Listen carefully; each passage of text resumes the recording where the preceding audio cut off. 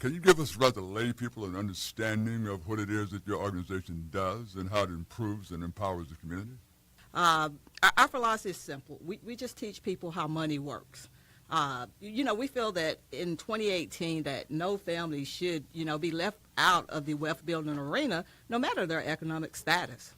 And with O Enterprises, we take everyday Main Street families and we teach them, like I said, the simple concept of how money works. Generally speaking, what are the kinds of things they should be aware of, informed about? And can you give us some insight there? Yeah, the problem with money is, it doesn't come with an instruction manual, mail. Everything in our lives, come with instructions, except our paychecks, So that's what happens. So most people, don't set themselves up for financial freedom because, number one, they don't have the financial education. And number two, they don't have a financial game plan, or they don't have a financial coach. And those things are imperative for anyone, no matter what your economic status is, in order to be successfully financially. Indeed is. Are there particular instruments or certain kinds of products that you recommend strongly? It's based upon the need of the family and where they are. It's just like with it having a GPS, when you get ready to travel somewhere. First of all, if I'm traveling somewhere and you ask me, Mel, where are you? That's the first thing you're going to ask me. Okay. Where am I?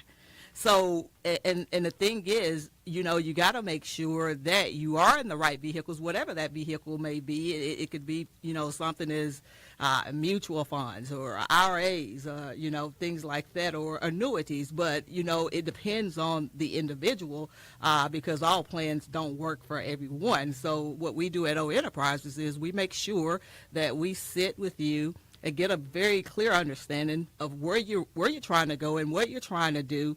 And then we create that plan from there. Indeed. Deanna, to the lay person, these instruments sound rather uptown. This is uptown language. We start talking about mutual funds and various kind of financial options. Can you simplify it a bit for us? Just us lay people? Okay, for the lay people, I would definitely say just about saving. I know in my home, I'm not sure a lot of people's home, but we didn't have financial conversations. So when you start learning about money, if you have a situation, if I was 25 years old again and I started saving $200 a month in an investment account averaging around 9%, I will be a millionaire in 40 years. Now, we know 40 years goes by a long time.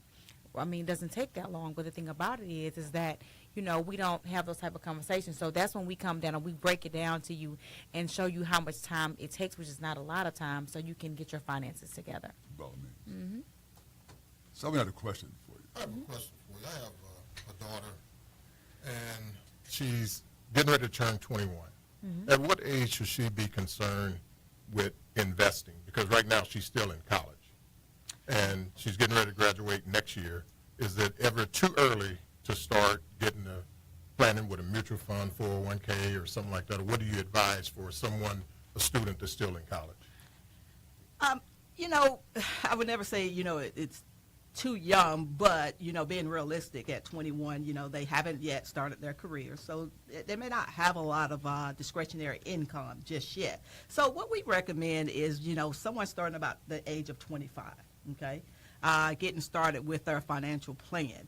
Because as what people doesn't realize is the longer you wait, it costs a significant amount of money. So, we recommend, starting at the age of 25 because most people, they're done with college and they've started, their career. So they have some extra money to put aside. And that's what we, definitely teach. And that's what, one of our target audience is, that age between that 25, starting at 25 and on up. So that's what we would suggest for someone to start investing. Another question I have is the difference between possibly purchasing burial insurance versus life insurance. Wow. That's a great question. That's an awesome question. Okay, well, just my story is, I end up getting into the financial business just because I'm my only child. And I had a father to take care of, make sure his final expenses were taken care of. And the burial insurance basically is going to give you just enough to bury. So you have to ask yourself, are you trying to leave a legacy, for one? Because when you're looking at life insurance, you're looking at to make sure all of your personal issues are taken care of, that you're not leaving your family in debt, and you're also given the opportunity to create a legacy. Burial insurance is going to be enough to bury you. And, you know, some of us want to be buried in a clear casket with horses taking us to the grave. So it's not going to be that much left over. So you have to ask yourself that question, and we give you that roadmap and talk to you and say, okay, what do I want to do? Do I want to leave a legacy? Do I want to leave something for my grandchildren? You know, you're not going to be able to do that with burial insurance. But it all depends. Everybody's case is different. Some people, because they've waited, will not be able to be insured for a lot of money, and they will have to just go to burial insurance. But we try to step in and educate people so they'll have that opportunity. So do you recommend whole life or term life, or what type of insurance should you get? Yeah, we recommend term life, because what one misunderstanding or misconception about life insurance is that it's for your whole life or it's just to bury you. But term life insurance is strictly, insurance is for income protection, okay? That's the purpose of it. So meaning that when you're in those younger years and you're building the assets, okay, you don't have the necessary money built up, but the insurance give you an opportunity to protect those things like your home, like your children, and other valuable assets that you have. So in the process, as you're protecting that, you're also saving and investing. So at the end, say you have a 35-year term. So at the end of 35 years, we take a look, what? The children are grown, the houses are paid for, everything, you know, we're in the golden years. So there's no need for insurance at that point.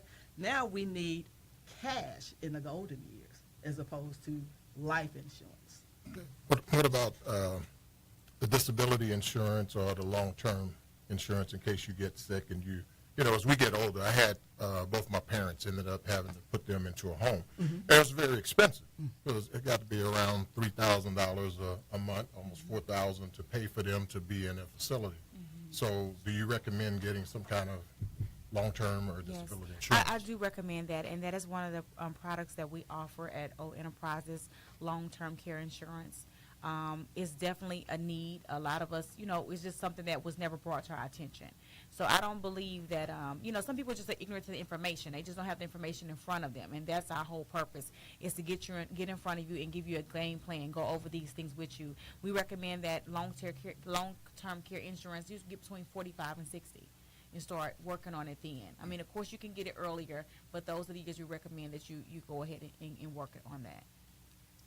Deanna, athletes may have access to a lump sum of funds due to retirement settlement in their post-playing years. With very little strategy of how to use it, how might they invest that money to develop some sort of security? Well, there's different type of vehicles. You know, when we sit down with individuals, we found out what type of investor they are. Of course, we do have our plans that are just, you know, investments and stuff like that, but it's different types. Some people can be aggressive, some people are very conservative. Some people don't realize that it takes money to make money. So when we sit down and talk to you, we find out what type of investor you are, what your goals are, and then we find out how we're going to get you there with the roadmap to get you there. Excellent, excellent. What would you recommend as the first step? You know, the first thing that I recommend or that we look for when we're looking for people to join our staff is having a heart for people, okay, really wanting to help people and help people succeed. And I think that's important in any venture that you, you know, go into. Because we are in a people business. That's how our business, that's how our business work. You know, and someone that's willing to really, you know, work at, you know, honing their craft and improving their skills, because you know, like Deanna said before, you know, these conversations that we're having with families, we didn't have in our home. So at some point, you know, we had to learn these things, right? We were taught by our mentors and coaches, and now, you know, we're continuing to spread this. It's a crusade, and we're continuing to spread that throughout our communities. But for that individual who's looking, like I say, just have a heart for people, to help people succeed, that's all they need. Just a desire to help people. So one doesn't necessarily need a degree, Gianni, in business, economics, or something like that? No, you don't have to have that. I mean, this is a career that I'm going to say that I kind of got into no accident. But, you know, I want people to be more proactive and instead of reactive in this situation. You know, we pay for your license. You know, I would definitely recommend people get a life insurance license, get an investment license, and our company offers that. Once you join our staff, we pay for that for you, but you definitely need to have the heart for people because you definitely will be going out and helping people and doing what's right 100% of the time. Interesting. Mm-hmm. Well, now, Deanna and Nikki, you know that from a lay perspective, it always comes down to one question. Mm-hmm. How much money can I make? It always comes down to that. Right. So is it a lucrative career? It's a very lucrative career, and that's one of the things that made us decide to, you know, establish O Enterprises. You know, it's a very lucrative career. I never thought the magic and the power and strength of a life insurance license. I never knew what it was, but once I found out, it was like finding out, you know, peanut butter and jelly for the first time. You know, you know, Mel, we think of ourselves as, you know, we talk about physicians, right? Physicians, their role is to nurse people back to health, right? Absolutely. The thing about doctors, though, you know, they do good for people, but they also do well at the same time. And I always ask people, I said, now, when you go out into the parking lots at the hospitals, you can tell where the doctors are, right? Because of based upon the vehicles that they drive. I see. Yeah, so we look at ourselves as financial physicians. So you don't see any contradiction in doing well and doing good? Not at all. Not at all. Because some people, you know, truly think that to serve others that we have to serve in poverty. And that's not necessary. You know, you can really truly serve others when you know, have the wealth. Indeed. Yeah. So, Nikki and Deanna, what do y'all do as far as financial investing? Or do y'all ever touch that as far as stocks, mutual funds, or giving advice, bonds? Right. And like I said, it's based per person. The individual find out what we do, mutual funds, 401k rollovers, IRAs. So we help you. We educate you and we help you. So we don't expect you to come in there and tell us what you need. We actually give you a financial education for you to be able to make the decisions you need based on where you're trying to go. Do y'all do any will preparations or anything like that? Because Yes. a lot of people, you think about us, especially in the black community, a lot of people, unfortunately, die and they don't have a will, end up, unfortunately, family members are fighting over possessions and everything else. And I think that's a very important thing that we need to get out is having a will and have estate planning. Exactly. Exactly. We offer those services as well. We do. We make sure you have will. And see, we're like a one-stop financial shop. You know, usually you have to go to more than one place to get all these things done. But we sit down with you, make sure we have life insurance. We make sure you're investing, you're saving. We make sure you have a will. So you don't have to go to 5 different places where, you know, those people aren't working together. We're working at one place to make sure you have all those things. Yep. As I mentioned, this broadcast is powered by O Enterprises, particularly through the interest and commitment of Ms. Nikki Williams and Deanna Burks. Thanks again, Nikki and Deanna, and we have a vested interest in your continued success.